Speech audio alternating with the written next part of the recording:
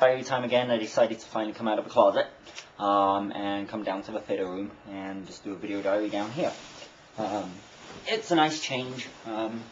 Gets me out of there and it just kind of brightens it up. I can see why most people want to do a video diary in here, because it's kind of spacious, roomy, and this is the only place in the whole house without audio. So you can kind of say what you want without people listening straight away. So, anyway, this week, what a week actually, did quite a lot. Let's start with the horses. As you know, a few weeks ago we went horse riding. That was effectively my first time. I've been once before when I was a little kid, but I mean it wasn't exactly horse riding, it was kind of sitting on, going around for 10 minutes. So, anyway, we decided to go again this week. So Thursday, we went. We were going to go back to the same stables, but Jonathan looked in the yellow pages to see if there was one closer. And he noticed ones that were unaccompanied rides. And Jonathan grew up on a horse ranch, so he knows how to ride. So he's like, okay, this will be better. You know, we don't have to follow somebody at a slow pace, we can do what we want. So I'm like, okay.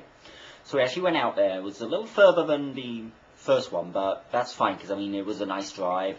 It's nice and warm, but not too hot. We have the top down on the car, so I mean, the whole drive was really cool. You know, we were listening to music and chatting, something I always like to do. So we get there, and of course I told them, I'm like a novice. Don't give me like a fiery stallion or anything like that. Of course, Jonathan wanted one of those, so he gets one. I got one, a little more docile. So. Saddle up, off we go. We're out about 20 minutes, just riding in these fields and stuff. I got up to like a trot, stuff like that. I was feeling kind of good. And it's actually weird, because the way it feels when a horse is walking versus trotting or anything, totally different. You're being bounced around like crazy. I'm sure I was probably not sitting in the correct position for trotting or something, but, ooh, it hurt. Anyway. About 20 minutes in, my horse decides it wants to go back to the stable. So it turns, starts heading off. So I'm pulling the reins, I'm like, whoa, He speeds up, do it again, he goes faster. By this time we're going at a moderate trot. I'm being bounced around, I'm, whoa. We almost go, almost running. Not quite, but a very fast trot. So I'm bouncing around, I'm like, oh shit, Not really panicking too much at this point, because I'm like, okay, well, shit, if it's heading back to the stables, the way we were going, there was like fences on either side, and the stables were kind of at the end, there was a dead end, so I'm like, unless this horse wants to actually jump a fence, it's going to stop when it gets to the stables, and I figured that's what it wanted to do, because the people who own the place had told me this one kind of likes to go back to the stable. So we're going down and we pass the farmhouse, bouncing around, and the people in the farmhouse see me and yell, like, just to slow down, touch its nose to your knee. So I'm thinking, well, okay, my knee's here, the nose is way out there. I'm like, how the hell do I, and what's this going to do, feed it? Give it my knee to nibble on while it's running? So we finally get to the stables, and luckily he starts. So I mean, I'm okay. No harm done. They asked me actually if I wanted to stop at this point. I'm like, no. I just need to know what I was doing wrong and what I need to do, because I'm not going to give up. So apparently what I had to do was jerk the rein really, really hard and like turn its head back so it's kind of facing backwards. Of course, your horse isn't going to run forward if it can't see where it's going. So, that's what I should have done. They said also you had to hold on really tight. I did that, so I'm kind of glad I didn't try it, because if I had it, I would have probably ended up on the ground. Because, the horse is suddenly going to start going around in a circle, trying to follow its nose. And if I'm not experienced at that speed, I would have probably gone over their head or something like that. So, anyway. We go back out, after Jonathan has a good laugh about it. It was kind of funny, though. have a really good time, and we head home. So it was really, really cool. He calls his mom, of course, from the horse, and a couple of other people. It's like, hey, I'm on a horse again. So we had a great time with that. I know he's wanted to go back a couple of times since, but I've been like, I'm still sore. I mean, even now, it's several days later, and I can still feel it. But I'll get used to it. It's cool. So, our project. We finally found something Jonathan's interested in, or at least gets excited about. And that was doing the front yard. And so we've set a budget, and got the money put aside for that.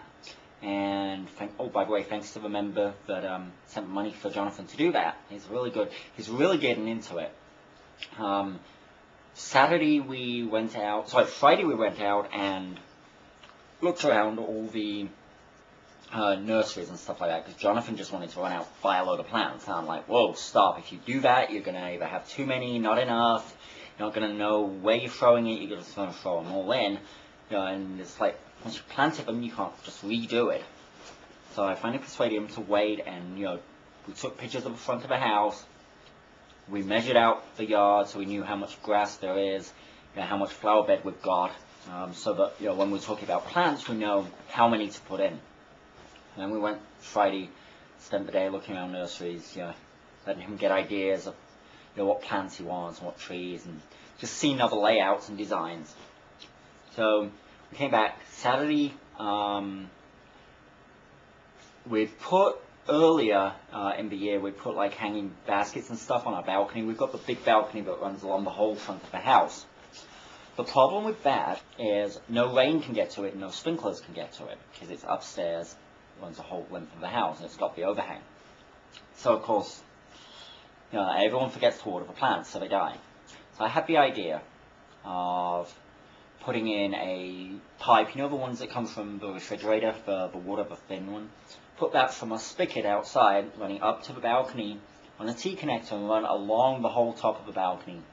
And then plug in like little tubes that run down into the plants. And you can buy these like little drip things that like a little valve that just let the water drip out. And leave that on all the time. And if you adjust it right, we should have got it so that it's going to drip out and keep the plants watered. So we install that. It works pretty well. The trouble is our mains water pressure is too high. So instead of a drip, drip, drip, it's kind of like a stream. So we left it on for like an hour the other day, and the whole balcony was covered with water. It's no problem because it's outside, but obviously way too much water for the plants. So, not to be defeated, I come up with the idea of using one of those sprinkler valves in a box. So I went out and got actually two of the valves. I'll tell you why I got the second one in a minute. But I got the second one and a pressure reducer I found, so it'll drop the pressure down a bit. And we hooked that in, and yesterday I put all that in, mounted it. It looks really nice. Ran the cables into the house through a hole I drilled in the wall. And we're going to connect that to the sprinkler system and Claire. So she can every night turn it on for about 10 minutes, I think. 10 minutes should do it. We can adjust it. So the whole idea is, we can put lots of nice hanging baskets, plants there, and they're always going to get watered. And you can adjust the individual ones so that, we can get it so that if the plant needs more water, we can adjust it. So, got that.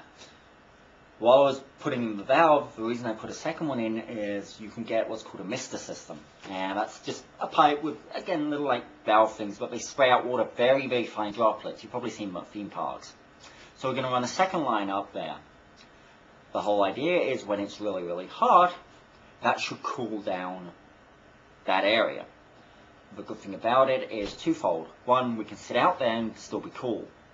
Two, is if it cools that area, that's where all our windows are. So it's going to cool down the house. So that's my theory. So we've got to run that pipe. So I'm probably going to do that sometime this week. So I got the valve. Running the pipe isn't going to be much at all. It's going to be about 2 hours worth. So that's been my little project. Jonathan, in the meantime, with John, have really started well on the yard. they were out there all day yesterday, and they've cut down trees, not massive ones. Although Jonathan wants to cut down the really, really big one that overhangs our house, I'm like, no, people pay a lot to live where there's all trees and stuff like that. We may need to trim it back, but, I just have visions of, him wrecking out all the trees, and we've got this big bare yard. But he started on the flower bed to the side of the house and got all the weeds out, got rid of that, made it looking really good. And I'm really proud of him. He worked his butt off the last 2 days, and it's great. You can see he's actually excited about it. He's wanting to do some more today. It's kind of the first thing I've actually seen him get excited about. And it's fantastic. I'm really happy. I'm really proud of him because he's doing good. So about other things I'm proud of. He's quitting smoking again. He's on the patch.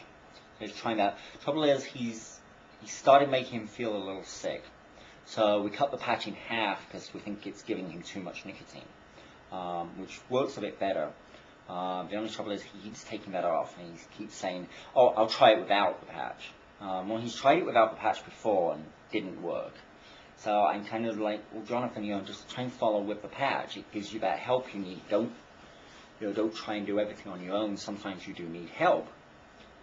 So hopefully, he's on day 5, and he says he's not really getting too many cravings. So that's good. I know the big issue is going to be when he goes off next month to his mom's for a week. His mom doesn't smoke, but her boyfriend does. And his 2 sisters smoke like chimneys. So yeah, he's going to be around it, inhaling it, stuff like that. So yeah, hopefully if he's kicked it by then, he won't succumb, because I know Jonathan, he'll go, oh well, I'll just have one, it won't matter. And then I'll just have another, oh just 1 or 2 a day. And before you know it, he'll come back, smoking again. Yeah. I know he can do it. Every time he does, he always says that he feels so much better, that he has much more energy, and after he gets all the shit out of his lungs, he feels that he can breathe easier. So, obviously he can see the benefits. I wanted to push it. So, that's the smoking thing. And the gardening thing. So, Chris disappears Friday.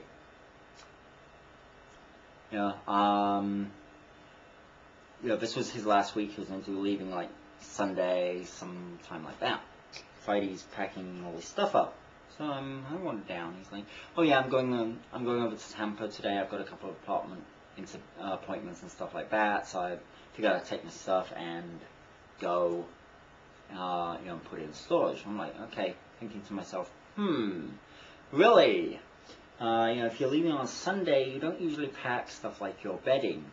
And he made this big thing about, I've got these clothes left in my closet, for the next 2 days and stuff like that. So I'm like, okay, whatever. And he's taking all this stuff out of the bathroom. So Jonathan's up in the office. I'm like, it looks like Chris is actually gonna disappear today, and he hasn't paid you his money. He's like, I know. So Jonathan goes down, talks to him, and he's like, Chris, I want my money, because Jonathan loaned him money to do the bail thing about a month and a half ago, and it'd be close to 2 months, and because we meant to pay him straight back, and of course he didn't and didn't show any motivation of doing it. So Jonathan gets kind of, look, if you don't pay me, I'm gonna take you to court. So Chris disappears off down to the ATM and gets the money out, so he must have had it. Comes back, so luckily Jonathan's got his money. Then Chris disappears off, to go to Tampa. So of course, chat time comes, no sign of Chris. Big surprise. No sign, no sound, no nothing. Then we find out later on, or we hear through rumor, but I've heard it through several sources, so it's generally, I find if it's a rumor through several sources, there's got to be at least a ring of truth to it. But he hasn't really gone to Tampa. He hasn't really got a job with Nordstrom's. He's actually moved in with a local member. So I'm like, okay, fine. So a bunch of lies. Well, we'll see. I know a lot of my members were upset because they wanted to say goodbye to Chris. And of course he just disappeared, so sorry about that, guys. I don't know. So we've got 2 spaces left, and we're looking, we want to fill them with good people that actually want to be here and want to stay. I think the guys that we've got here are pretty good right now. John, as you know, he's been with us for God knows how long. He was with us at the old house for a year, and he's back here. And he likes it. He does good. He's John. He'll say what he's on his mind and stuff like that. So he's cool. Chat seems to be pretty cool. Chat seems to enjoy it. So we just got to get 2 more that actually want to be here, not just need a place to stay or something like that. That's the hard bit. I mean, we've had lots of applications, but none have really jumped out. But they're really eager for that. It's like when you ask them, it's like, oh yeah, my roommate's moving, so I don't want to have an apartment alone, or I can't find another roommate, stuff like that.